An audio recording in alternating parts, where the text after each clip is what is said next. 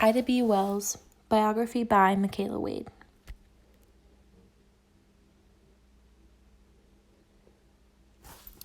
Facts about Ida B. Wells. Ida B. Wells was born in Holly Springs, Mississippi. She was born on July 16, 1862, in the midst of the Civil War. She was the firstborn child of James Wells and Elizabeth Warrenton. She was an African-American journalist and feminist who led an anti-lynching crusade in the United States.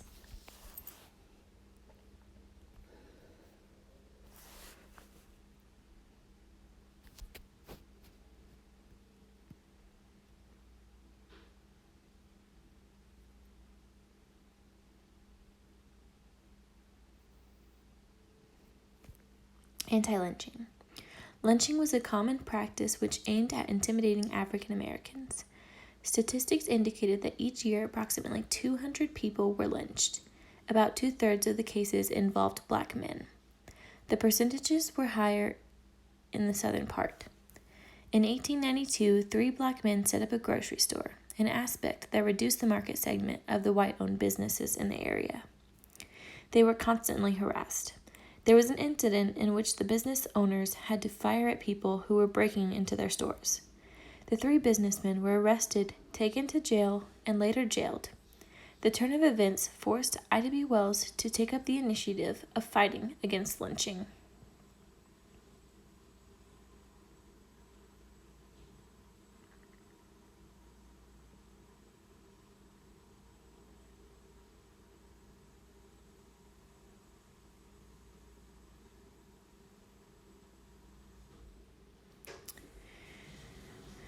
She was raised up in a humble background, with her father being a carpenter and her mother being a cook. Later in life, her father became a politician and later appointed as a trustee of Rust College. At the age of 16 years, she lost her parents and some of her brothers and sisters after they were infected with yellow fever. To support the remaining brothers and sisters, she took a job as a teacher, but she had to lie about her age in order to secure the job.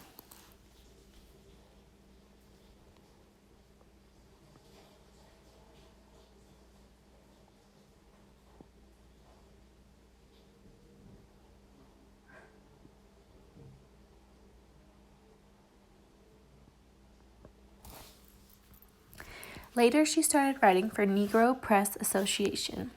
As a result of her writing prowess, she rose to become an editor of the Evening Star and later the Living Way. After being pulled out of a car and forced into a colored-only car despite having a class ticket, she took the initiative of suing the railroad and was compensated. This ignited her urge to write more about racial injustices that people of color were facing. She became more outspoken on matters regarding the school system, and at one point she caused a stir when she endorsed violence as a way of retaliation against the white counterparts.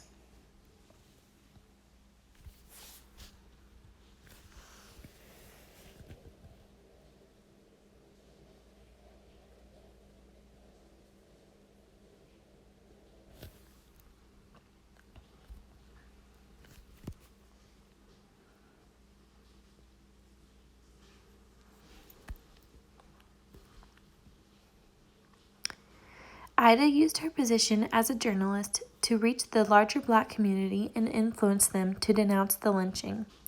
She also went ahead and supported economic retaliation by the blacks against businesses that were owned by the whites. She also urged them to shun away from the public transport that segregated against the black communities. This threatened the existence of the rail transport. She even took her campaign a notch higher to request the black communities to leave Memphis for the Oklahoma Territory, which was newly opened.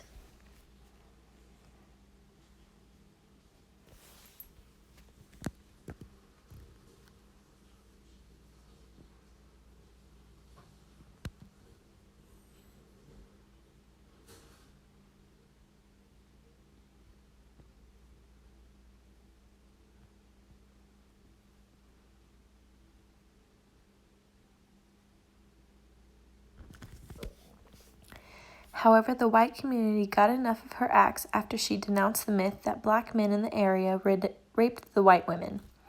Instead, she stated that white women agreed to have a relationship with black men. The white community considered this statement offensive. Therefore, they invaded the paper's offices and destroyed the properties. After noting that her life was in danger, she went into exile in New York, where she continued her work. She later moved to Chicago, where she organized the Alpha Suffrage League to support women's suffrage. However, it is her braveness to tackle the issue of racial inequality and discrimination that got her into the history books.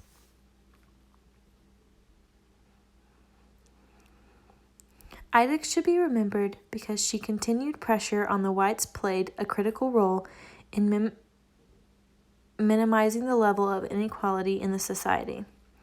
Therefore, she should continue being remembered in the 21st century because of her important role in supporting women and other marginalized groups by her position in the society to air the grievances of voicelessness in the society.